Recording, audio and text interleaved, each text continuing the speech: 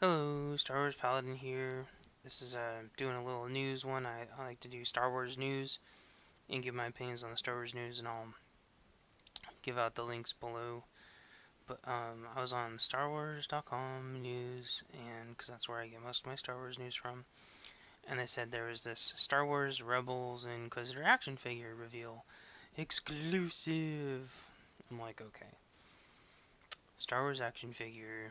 That's neat. Okay, yes, I don't have the money to get it, but it it was interesting because I'm like, well, wait a second. It says that it's an Inquisitor, but obviously this is not TOR, even though that looks a lot like TOR clothing. And then I see that it's talking about Star Wars Rebels, and for the life of me, I can't remember Star Wars Rebels. Hearing about it, and it says animated series, and I'm like, what? Unveiled by Lucasfilm at this year's New York Comic Con. Of course, you know there's no such thing as Lucasfilm anymore. It got absorbed into Disney. That's just what they're calling it. I think it may even still be at the same place, but for all intents and purposes, it's Disney now. And so I'm reading through it, and I'm like, I keep seeing Star Wars Rebels, Star Wars Rebels, Star Wars Rebels. So I'm like, okay. I do a search on that, and I found this new animated series, Star Wars Rebels, coming fall 2014. And then the pieces start to come together. And I don't know how I missed this before, but there's a new animated series coming out called Star Wars Rebels. It's going to take place between episode 3 and episode 4. And guess what? Big shock. A whole bunch of people from Clone Wars animated series are making the Star Wars Rebels series. So apparently Disney didn't want to run the Clone Wars series anymore because they want to run their own series around Yavin, like I've been talking about, because it seems like that's the part that Disney was able to purchase, and the reason why for that is because that's the part that Lucas still retained rights to. He's always personally retained rights to the couple of years around the Battle of Yavin. That's why, aside from Shadows of the Empire, there was no other books or stories that took place during that time. There was the whole Thrawn thing that happened afterwards, and the Mara Jade and Luke and Han Solo and Leia all having little Jedi babies that, spoiler alert, turn on each other and blah blah blah blah blah. Of course, because nobody can get along in the Star Wars universe for 10 seconds. But so that's the part that Disney's dealing with. So it's gonna take place between 3 and 4. They're only in, like, I watched the video. We won't go through it. You can go through it. I'll put the links down in the description. But um, they're not even in. They haven't even started animating it yet. They're at the very very very very very beginning. Now, even though this was back in May 20th is when this was announced, I haven't heard anything about this. This is all I was able to find. I guess I probably didn't look that hard, but the the first episodes aren't even supposed to hit until fall of, well, what is now this year. But here's the thing, they're gonna do a movie first, just like they did with Clone Wars, and then it could be like 6 months to who knows after that until the episodes even start. And they haven't even casted yet. Maybe they've casted by now. So I guess we might not even see episodes of this till what, 2015? Maybe? That'll, I don't know. It bugs me because Clone Wars was already moving. It already had momentum. Everybody loved it. It's been nominated for Emmys and this and that and whatever, who knows how many times.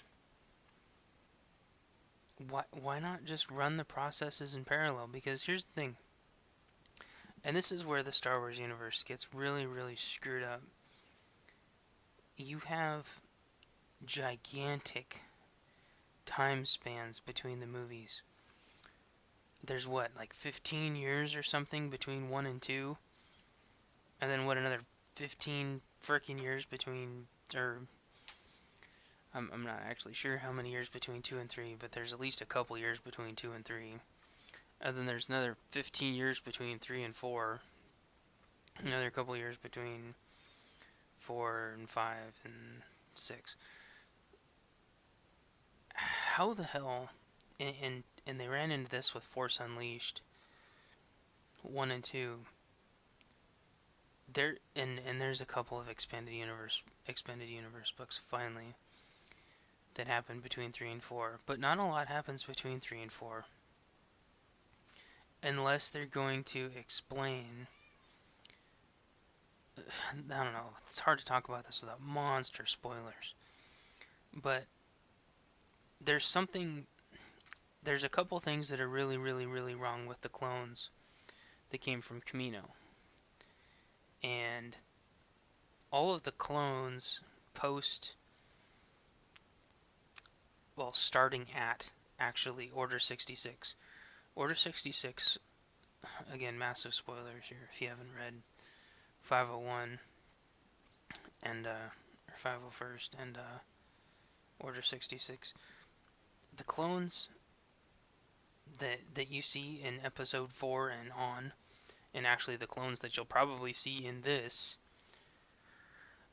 aren't even clones from Kamino. They think they're clones from Kamino, but they have no idea what Kamino even is. They have a hell of a lot less training, which is why they can't hit the broadside of a barn. They don't have any Mandalorian upbringing at all, like the clones from the Clone Wars do. Basically, they're only loosely based off Jango, and I think they may have, I don't know, they may have even diluted it even more because they, at some point, lose Jango Fett's core DNA and blah blah blah blah blah. Suffice it to say, I haven't finished season 5 of Clone Wars yet, so I still don't know what happens to Ahsoka Tano, but as far as I know, it's just as open-ended because they were working on a series, or I'm sorry, season 6. I know they were. There was at least maybe even 4 or 5 episodes of season 6 that were in process. I need to finish 5 first, though. By the time I finish 5, maybe it'll come out what happened to season 6, but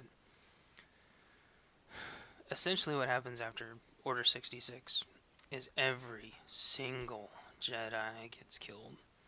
The ones that don't get killed in Order 66, Vader hunts down himself. The ones that Vader doesn't hunt down himself, he sends Starkiller to go kill. So, I'm tired of looking at this guy's face. He's not a bad guy. It's frustrating. There's just not a whole hell of a lot that happens between 3 and 4 that hasn't already been covered. Because, I mean, we already know how the Alliance gets formed. The Rebel Alliance, because Starkiller forms the Rebel Alliance. So, unless they're going to completely retcon that whole entire thing, where Jimmy Smith, oh, I know his name's not Jimmy Smith, and I can only remember people's.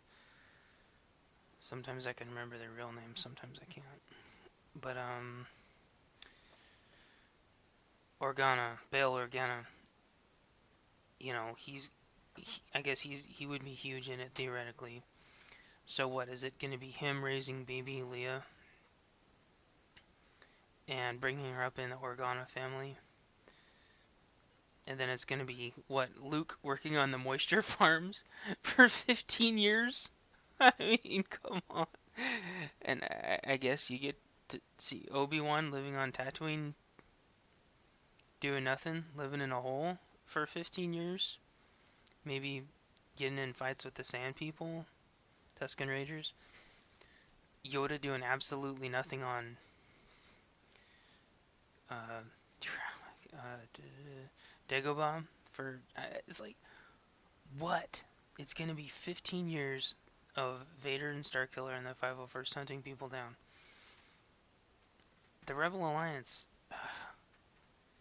is, yeah, well, I mean, if you've played it, the end of Force Unleashed 1, I mean, one of the planets has an army, one of the planets has the ships, one of the planets has the money, and they all decide to get together, and then there you go. The rest of the time is spent building things and having them promptly destroyed. I, I, I don't know. They act like they're so excited. Oh, we're so excited to do 3 and 4, but I think it's gonna be really, really, really depressing. If they had done Order 66 properly in Episode 3, it it would have been horrible.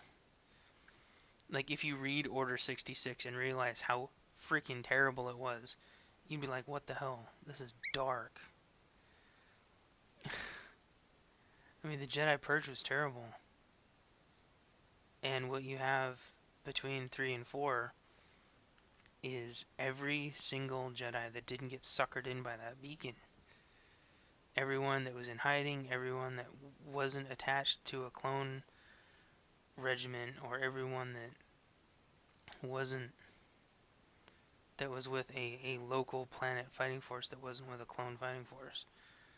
But they'll have to basically invent new Jedi and then probably kill them off. Unless they go with, again, the Order 66 storyline, where a bunch of the Jedi join the Mandalorians, and a bunch of Jedi stop being Jedi, and they start their own community, and they start actually having kids. And I think that's going to confuse the hell out of a lot of people. Because if you don't keep an open mind when you're watching Star Wars, everything seems really cut and dry and small, even though it acts like it's a whole galaxy in a universe far, far away. It seems really, really small, but in actuality, the Star Wars universe, when you read all the books, is absolutely huge. So, I just don't get it. I don't get what they actually plan on doing. The Clone Wars was huge, or were huge. The 501st steamrolling everybody while Leia and Luke grow up and Han and Yoda hide, and Starkiller suckers everybody out and kills them all. I don't know. I don't know. So anyway, tell me what you think. I'm excited only because this could work, but I'm really skeptical. Clone Wars set the bar impossibly high. But if anyone can do it, Disney can do it. But this is dark material. This is freaking dark material. So, I don't know. Anyway, thanks for watching, and let me know what you think, and like, subscribe, and tell your friends, and I'll talk